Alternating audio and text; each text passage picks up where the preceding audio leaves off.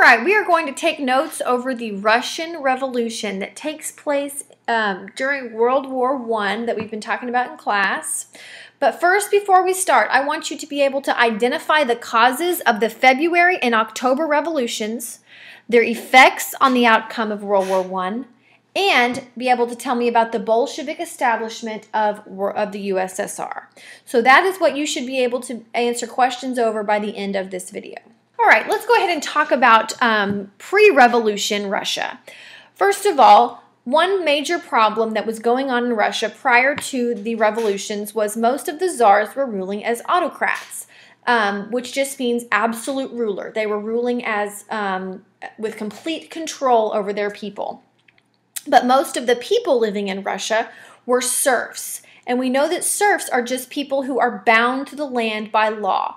And Russia still had that policy of serfdom, which was becoming more and more outdated in Western Europe, yet it was still upheld in Eastern Europe.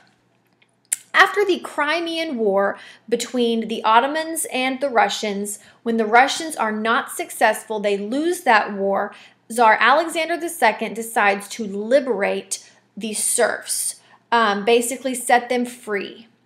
He starts to listen to some of the reformers, and he emancipates the serfs. Well, that was a fine and good idea. However, shortly after he does that, Alexander is assassinated, and that puts an end to his reforms. He was intending to create an assembly and to impose other reforms. However, his assassination stops that. And the serfs are left with no land, and they are left very poor. And this is a problem because now the serfs are going to have to turn around and pay rents to their former owners. So that turns out to be not a good situation for the Russian people. After Alexander II, the later czars are going to oppose any changes or reforms that might have been put into place, and they're going to rule again with autocracy. And so the ideas and the kind of the culture of Russia transforms back to this idea of autocracy, nationality, and orthodoxy, which is going to mean that they're going to have autocratic form of government, that they're going to have this new sense of nationalism, and they're going to remain part of the Russian Orthodox Church. And part of that nationalism, they're going to start to impose Russian language and Russian culture to some of the new Slavic states in the Balkans. And they are also going to start persecuting some of the Jews that are living in Russia at the time. So pre-revolution Russia is going to have some turmoil and some problems. Just some conditions of Russia at the time, like you know, Russia is going to stretch all the way from Eastern Europe to the Pacific Ocean. It is a very large area of land. And that way of life, that serfdom that's put into place is going to be considered backward. People in Western Europe have moved on from that system. And so the peasants that are living in poverty, that are nobles that are living in wealth, that's going to be kind of a backward system that's kind of outdated.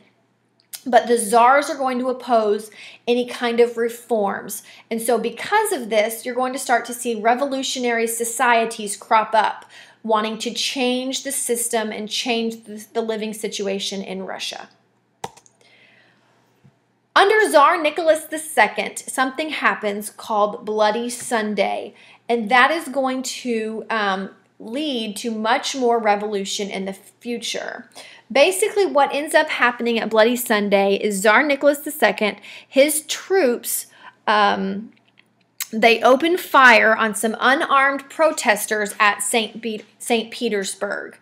After this happens, there's going to be revolutions breaking out all across Russia. You're going to have demonstrations, you're going to have strikes. All of the workers in the city are going to break out into strikes.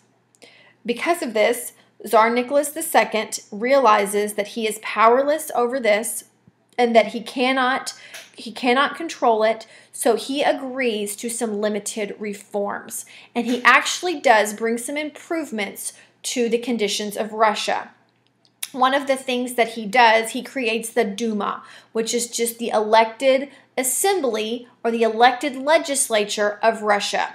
Now, the only catch with that is only the very wealthy could vote new members into the assembly. But he does make some conditions and some changes that are going to start to improve the living conditions and the poverty in Russia. However, that is going to start to change in 1914 because Tsar Nicholas II is going to get involved in World War I. He's going to get Russia involved in World War I. And that is not a good situation because Russia's soldiers are going to be very poorly trained. They're not going to have enough supplies. They're not going to have ammunition. They're going to go in order to get enough ammunition, they're going to be taking guns and other ammunition off of their dead comrades.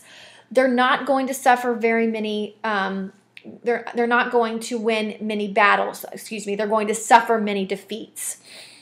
And along with that, the food supply at home is going to run very, very low. So the Russian people being involved in World War I is going to cause more problems at home and with the soldiers than it is doing any good.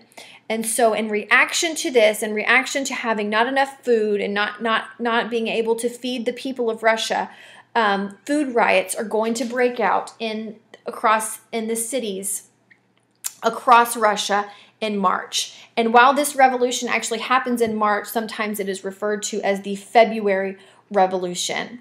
And as these food riots break out, the soldiers are going to refuse to fire on them. And Nicholas II realizes that he is powerless. He has no way to stop, no way to supply his people. And so he gives up his throne, and the Duma declares Russia a republic. And the Duma sets up a provisional government. However, they refuse to withdraw from World War I, and this is going to cause discontent with the people. So the people are still not going to support this new provisional government under the Duma after Nicholas II gives up his throne. In the meantime, as there is revolution and unrest going on in Russia, the German government is going to assist Vladimir Lenin, who was a Marxist living in exile. They are going to assist him coming back to Russia.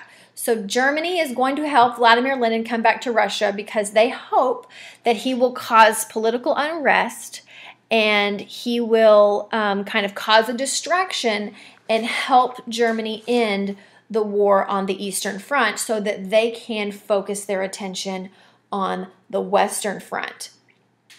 So Vladimir Lenin comes back to Russia, and his ideas and his followers are called the Bolsheviks. And with the Bolsheviks, Lenin is going to promise peace, bread, and land, meaning he's going to promise peace for the soldiers, bread for the workers, and land to the peasants. So Lenin is going to be able to garner lots of support from the people, and he is going to be able to seize power over the Duma and overthrow the Duma in a second revolution that takes place in November of 1917, but sometimes known as the October Revolution.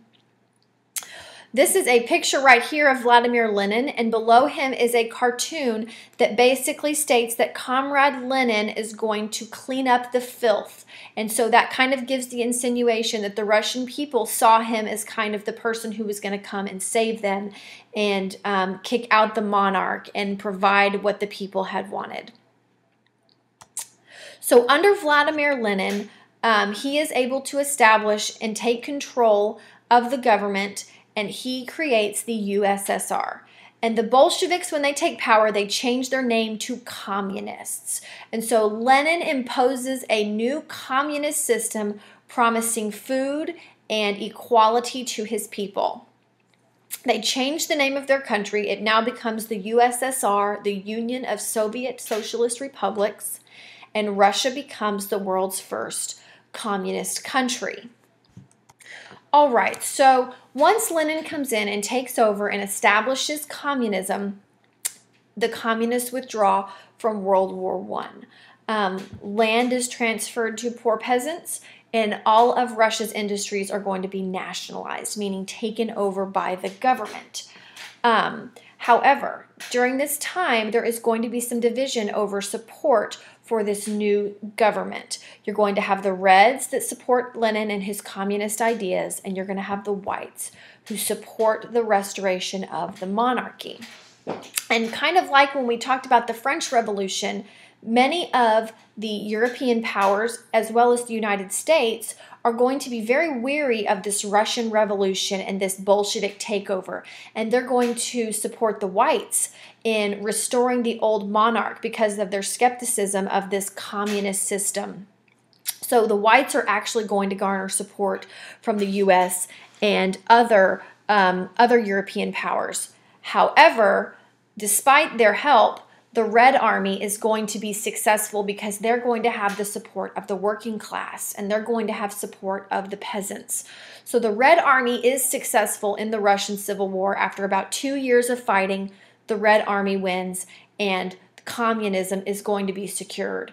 And to ensure that communism is secured, Vladimir Lenin goes as far as to execute Tsar Nicholas and his family to reiterate that the monarchy would not be restored. And so here is Tsar Nicholas and his family.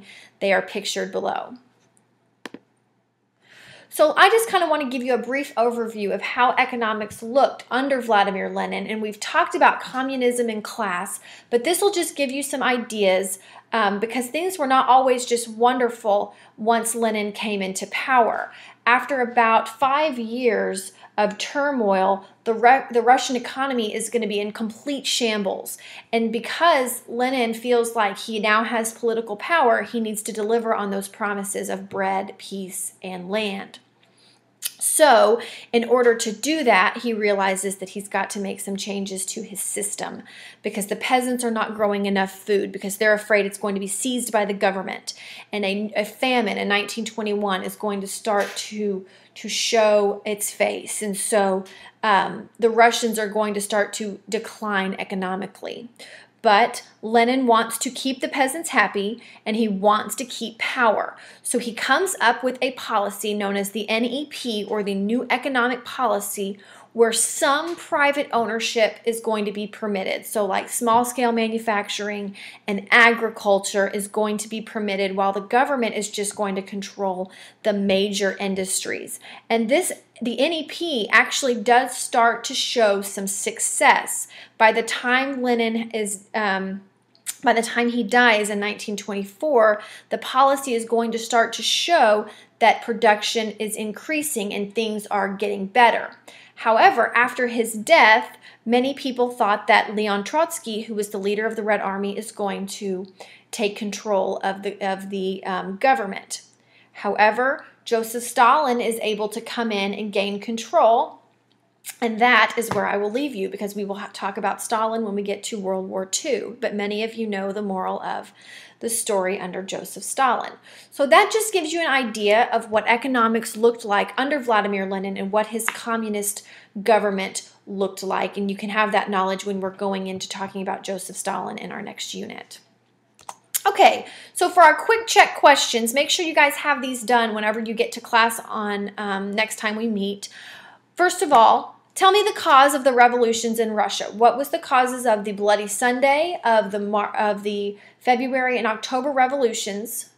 How did the withdrawal of Russia impact the outcome of World War I?